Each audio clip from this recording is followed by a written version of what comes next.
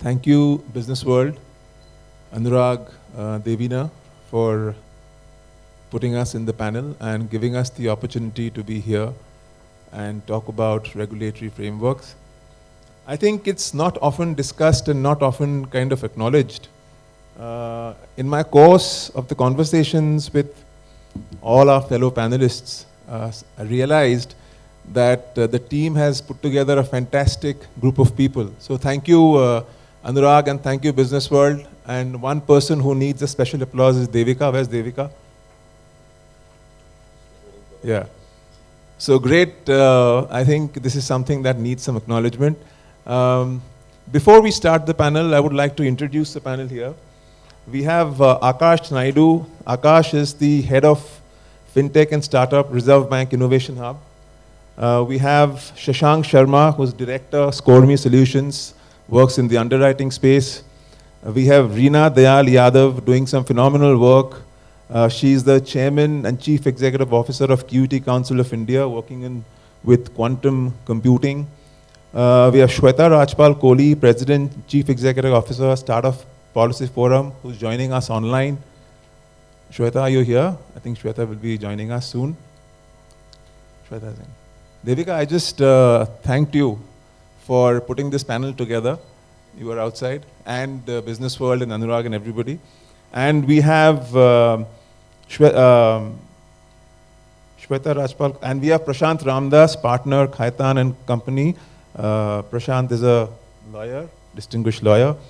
So before I start talking to the fellow panelists, I thought we'll give a quick update about the Fintech. All of us know about Fintech, but since we are celebrating the Fintech Festival and it's got a great name, thought I'll quickly give a quick roundup with the permission of the panel, a quick minute-and-a-half roundup of what this Fintech category is, and then we'll come to the regulatory framework. So I think what Fintech is getting characterized by is something that we call relentless innovation. And year and a half back, I I kind of chanced upon this phenomenal word that Nandan Nilekani keeps talking about. He talks about something called combinatorial innovation. Changes actually interacting with each other. So if you look at our India stack, if you look at JAM, if you look at whatever technologies come after that, ONDC, the account aggregator network, everything has kind of leapfrogged the financial services sector into a different level. So from a cash, low productivity, offline economy, today we are an online, high productivity, and a cashless economy. Today it is said that the information is the new collateral. Can you imagine it took us about 60 years to reach about 5 to 6 million QR codes. I mean POS. And in about 3 years' time, UPI completely unbundled it to reach about 60 million QR codes. Can you imagine how many QR code transactions are happening today? How many QR codes do we have in India today? Any guesses? 700 million QR codes. Any guesses about how many UPI transactions happen every day? Any guesses, panelists? 13.4 billion as of last month. No, every day. 600 million transactions. So, and this innovation, this revolution has touched every aspect of finance. Even capital markets. 2 years back, LIC, 50% of the applications of LIC IPO actually was through QR code. Today, 54 crores actually subscribe to DigiLocker.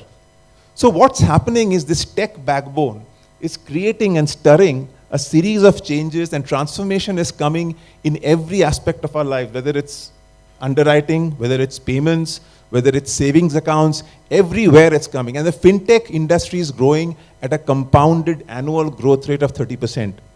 And somebody was mentioning that 87% is the adoption rate. So now if the fintech industry is so transformational, so it's obvious and it's imperative that the regulatory framework is also transformational. So how does the regulatory framework, how does it not stifle innovation? How is it calibrated enough to kind of make innovation flourish? How do we build the guardrails for safety? Regarding that, we will open up the discussion to all the panelists. And I think it's quite fit and prudent to start with Aakarsh Naidu. Aakarsh actually heads the innovation hub based out of Bangalore, right? Yeah. So Aakarsh, what I want to ask you is that, over the years, a lot of very high-tech things have happened in the regulatory framework, and a lot of bold initiatives like the unified fintech license, especially in a multi-regulatory environment. A lot of these, the regulatory sandboxes, AI, algorithm explainability, and a lot of things have happened. So why don't you give us the background behind the thinking and some of the things that you've experienced and explain it to us? Thank you, Arijit, and thanks to the Business World team for putting together this panel. I'll get straight to the point, and my compliments to you while you're complimenting others, that you've been an extremely organized moderator, lots to learn, and we're well prepared. He's given me exactly 2.5 minutes to speak about some of the questions that he has raised. But I'll jump directly to the point. RBI has been one of those proactive regulators to have actually set up a fintech department to underscore the importance of working with fintechs and the importance of making the regulatory environment more friendly for fintechs to operate. Given this context, the fintech department has already engaged with fintechs through different forums. Some of the initiatives are, something called as the Finteract, which is a monthly dialogue with fintechs that the RBI directly has with these fintechs. And they've done it in about 15 locations across different cities in India.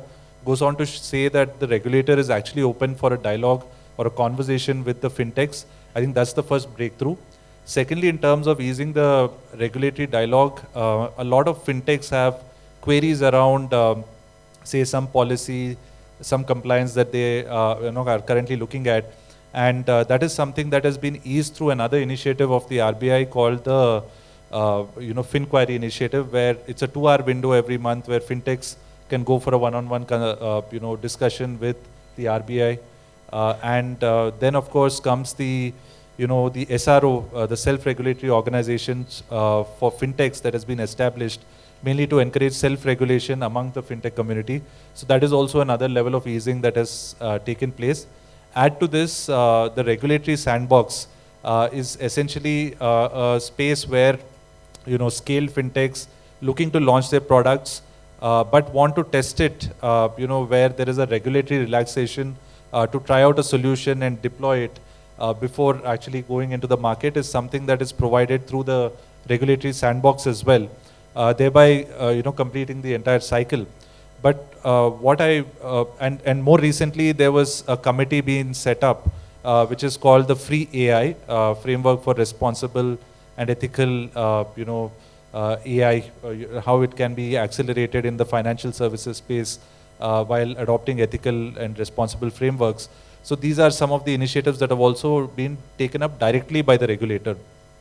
Of course, there are some more initiatives, but in the interest of time, I will jump to the next aspect, which is the setting up of the Reserve Bank Innovation Hub that I represent. So just for your clarification, I do not represent the RBI, but the subsidiary of the RBI, Reserve Bank Innovation Hub, where I look after the fintech vertical. And our mandate has been very clear.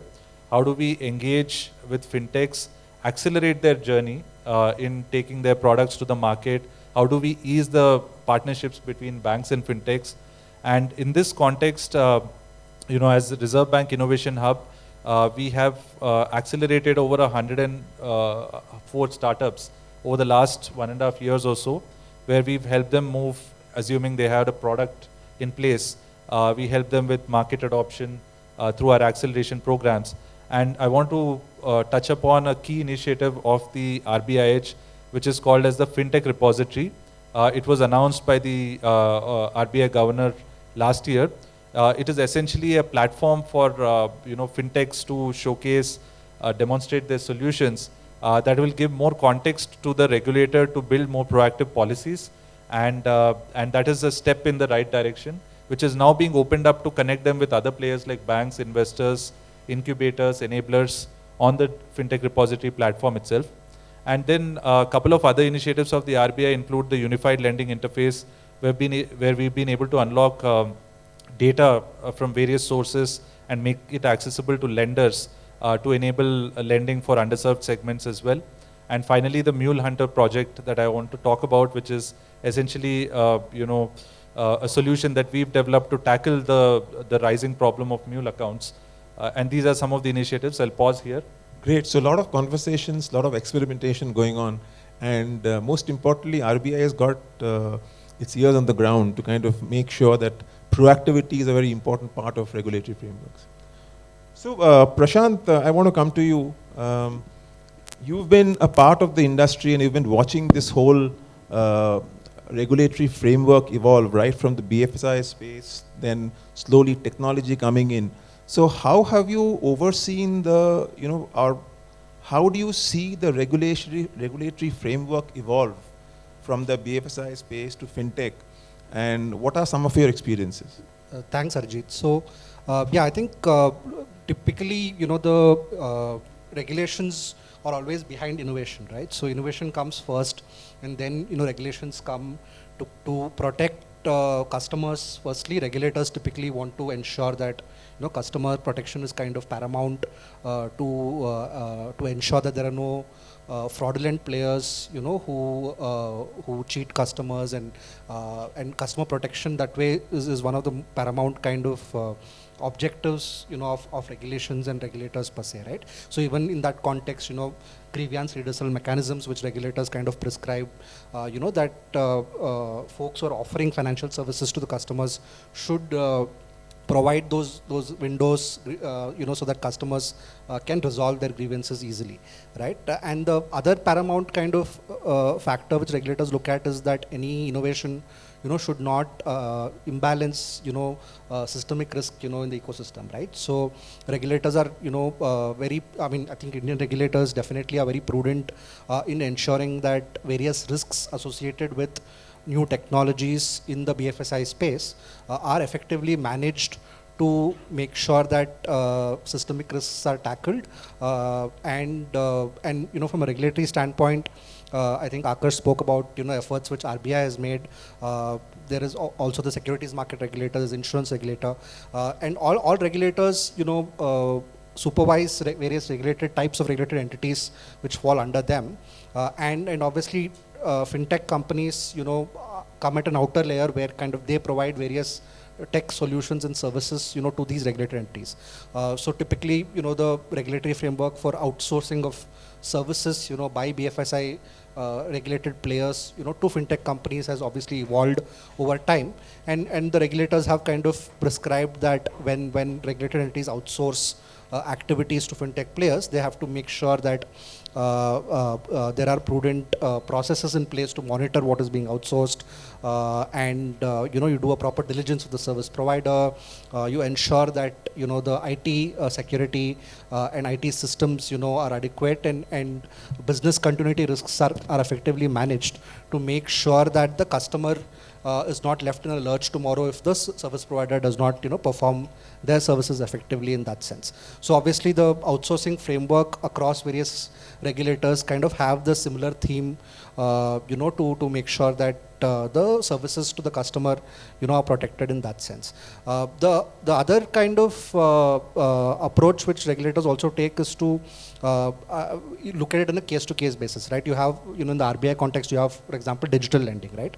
Where we have seen how, after the COVID happened, the growth of digital lending platforms, it's easy to kind of, get a personal loan today in a matter of, a few minutes through your smartphone.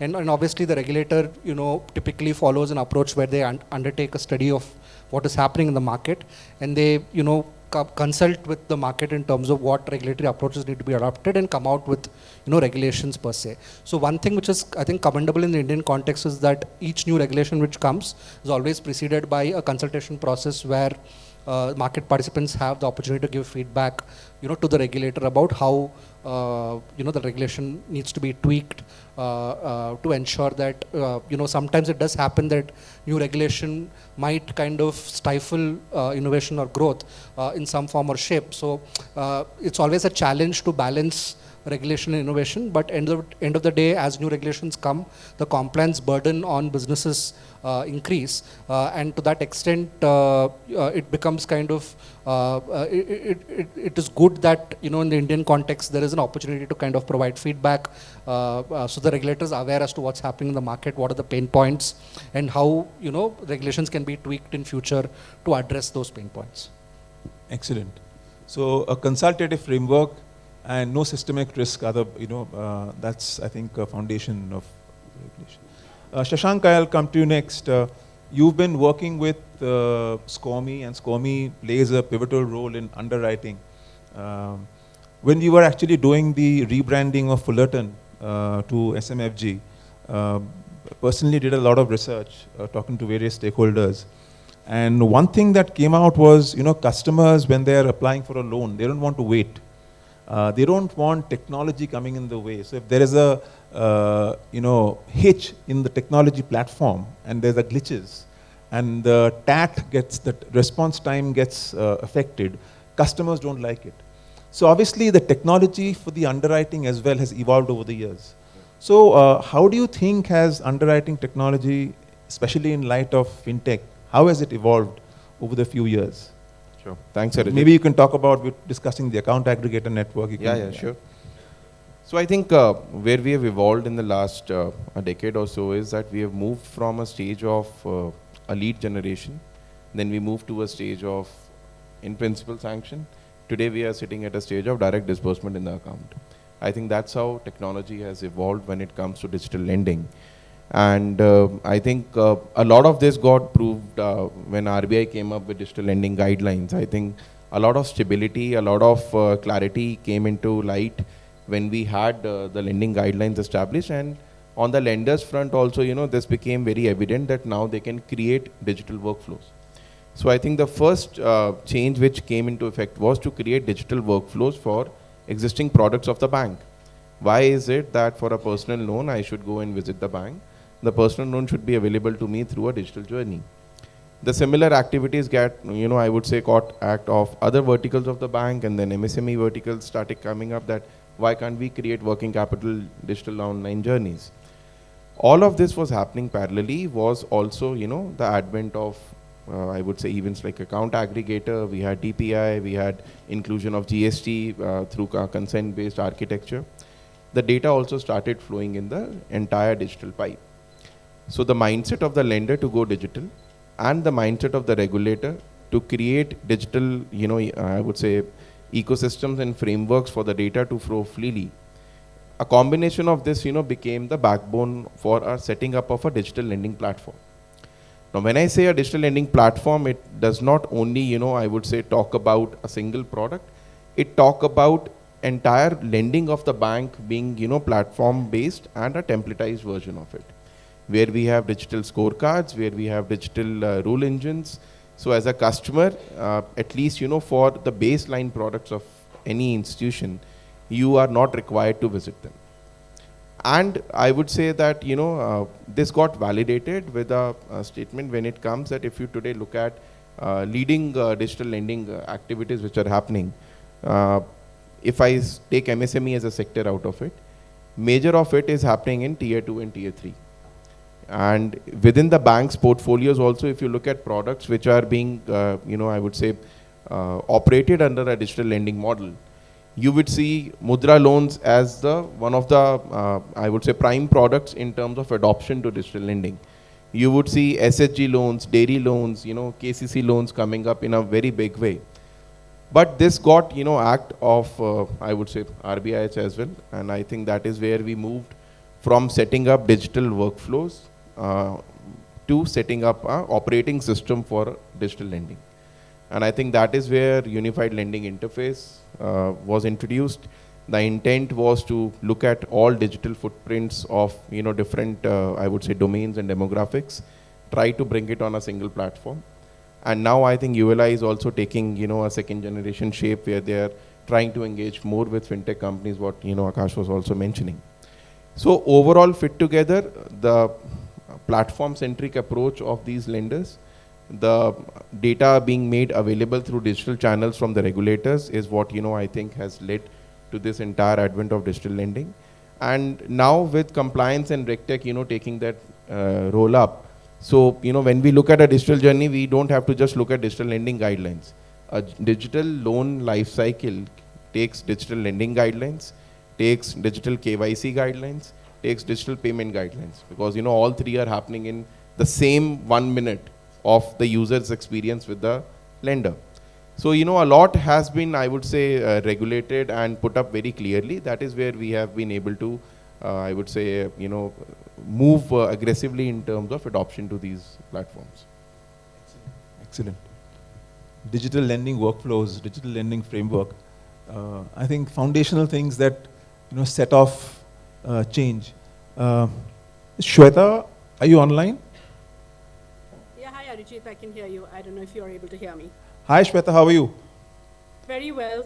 Well, welcome to the panel online. There in person. Apologies to everyone in the audience and the panelists as well. I had to be in Delhi for an important government meeting, but great to be on the panel. Thank you. Great. Shweta, I just wanted to ask you, you head up, you kind of interact very closely with the startup ecosystem. A lot of the payment players that are part of this space. What do you see as some of the challenges going forward? We were discussing the MDR, the merchant discount rate, and the fact that government has kind of put up a policy that merchants, so do you think there is a scope to look at revisit the MDR, the no MDR kind of regime? Absolutely, Arijit. In fact, that has been a long-standing, I would say, request or demand from the fintech industry, particularly the payment players. First, I think it's very important to understand that India's digital payments journey has been absolutely fantastic. It's one for the books. It's one that the world is watching. And among the startup ecosystem, I think fintech is in some ways the crown jewel, or I would say the most exciting and successful sector that has seen absolutely remarkable stories coming out. So I think kudos to the government that had set up, I would say, the foundation for India's fintech industry, whether it's by way of Aadhaar or UPI. And I think also to the vision of the government under the leadership of the Prime Minister, where digital payments was an important plank.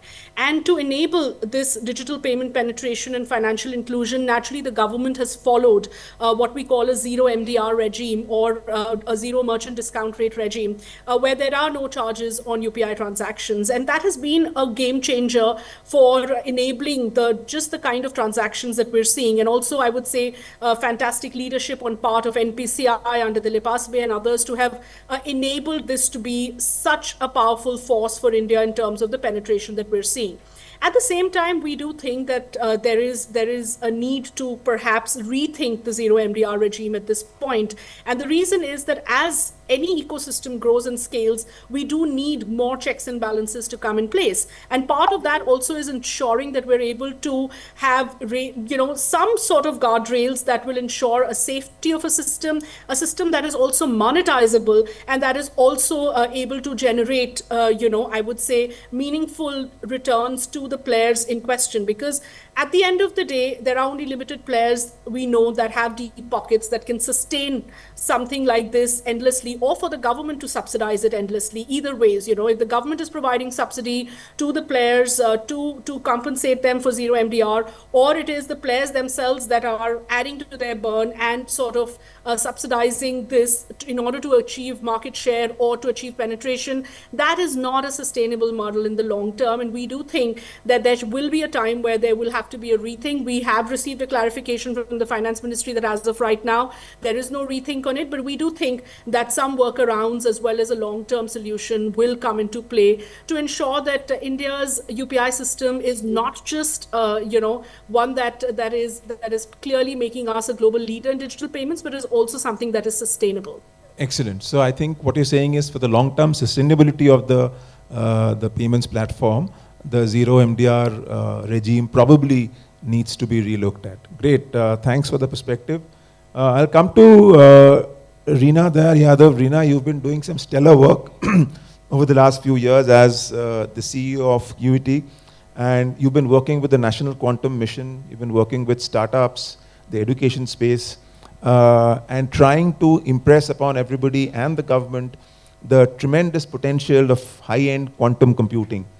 So in the context of the regulatory framework and fintech, how do you see quantum computing making a transformational impact or being a game changer? Sure. So I think one of my jobs as QED Council of India as an ecosystem entity is also to make sure that there is more interaction happening with sectors which are going to be very impacted by quantum.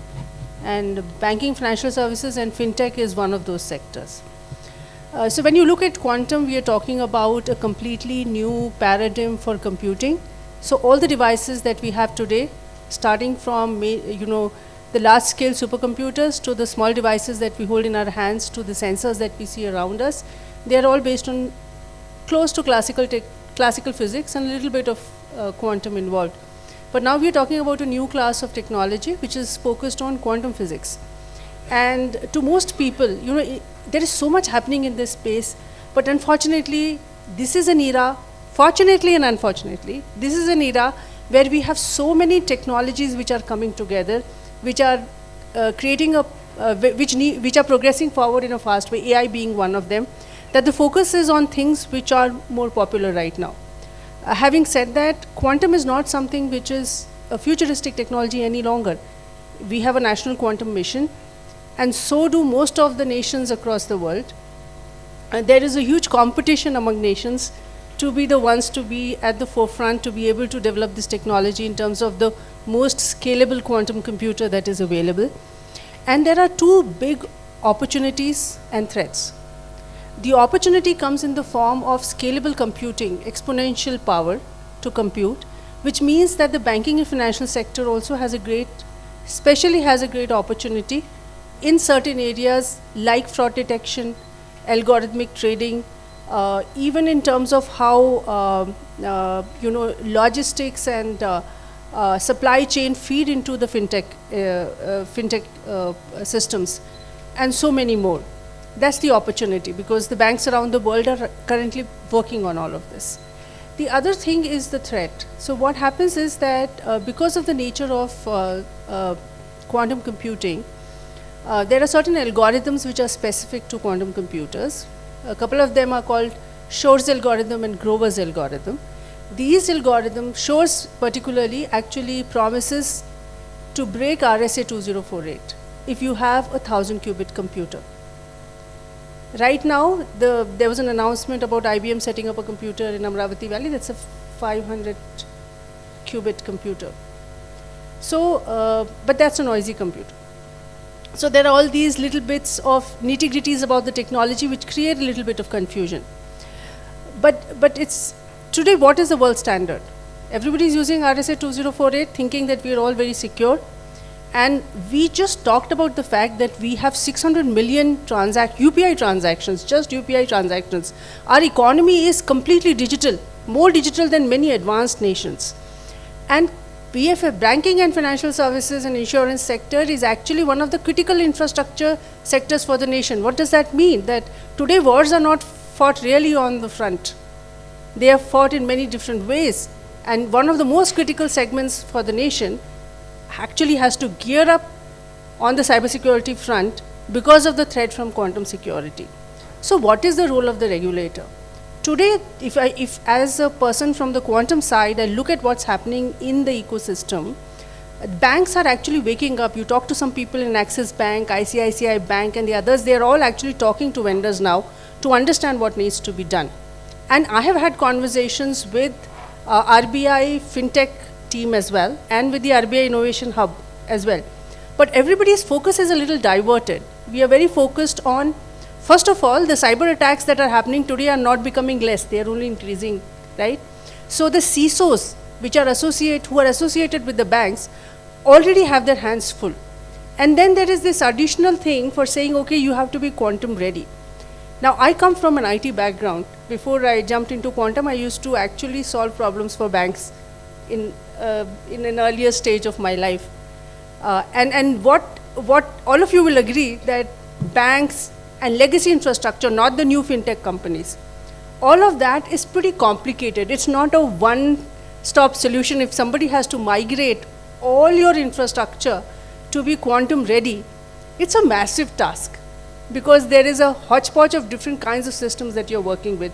India is slightly better off because we started computerization and moving to digital systems way later, and so we adopted a lot better, right? But having said that, it's not something you can do in a day. You cannot do it in a week, months. You actually have to have a multi-year plan. And looking at the risk management of what if your systems are attacked tomorrow. What is the... Now, should this problem be individually worked upon only by the banks? No, I think a regulator, especially with RBI having something like an innovation hub and a fintech-focused team, and the other regulators, all of them have to come together, and they have to do two things, in my opinion. One is to set up a sandbox where different banks can work together, along with elements from the quantum side. And there are more than 50 startups today in the quantum world in India, which might come as a surprise to many of you. And out of these 50, at least 10 plus are quantum security startups. So if you look at this, this is an important thing. The second is, if you look at what's happening in the West, if you look at US has set deadlines for people to move into quantum security compliant environments. And it has been positioned as a form of guideline for the critical infrastructure sector, but they're very soon going to give hard deadlines. I feel the regulators in India need to provide that support as well as push the agenda forward by setting some sort of guidelines and a deadline of sorts, so that this very critical work can start happening. Is the government aware of it? Yes, of course. All the relevant departments, they're aware of it. Conversations are happening, but there is a need to accelerate this. There's one very special thing, in quantum, is something called store now and decrypt later. Storage is very cheap. Anything on the network, if you can catch it and store it, the moment you have a quantum computer, you take that old data and you decrypt it. So anything which is critical information can all be caught and decrypted later. So there is a need to act now. So this is the most important aspect. I feel the regulators can play a role in propelling innovation in quantum, as well as in establishing, removing the doubts. All banks have doubts. Creating a common framework, common working group where people can come together and work. And people can generate reports which say, okay, if you do this, this is the kind of benchmarking that is available. And that will ease the way out for adoption for the rest of the sector. So that's how I think things are looking and what should happen. Excellent, great work and all the best. We don't have much time for a second round, so we'll just quickly, 30 seconds each for just summing up and maybe the challenges. Thanks, Arijit. So my points are more a summary because that's something that I already wanted to cover. So two things. One is in terms of the mindset of each of the players. The regulator is focused on consumer protection and stability of the financial ecosystem. And then you have the fintechs who are focused on innovation and customer experience. And then you have the banks who stand in between the regulator and the fintechs, whether they want to adopt new innovation, but also want to comply with the guidelines set by the regulator. So given this very unique nature of all the players, banks, the partnership between banks and fintechs is going to be very, very critical. And today, such partnerships take anywhere between 18 to 24 months to fructify and materialize. But at the Innovation Hub, we've taken steps to accelerate that journey and make the first step of connecting with the relevant stakeholders in the bank possible. So through our acceleration programs and also through the fintech repository, it is being possible. I think the way forward, just to end, is through the possibility of a sandboxed environment to be able to get the data, APIs, and all the other elements that are required to showcase innovations to the regulator as well as the banks. Thank you so much, fellow panelists, and thank you, audience. Great being here and talking to everybody. Thank you.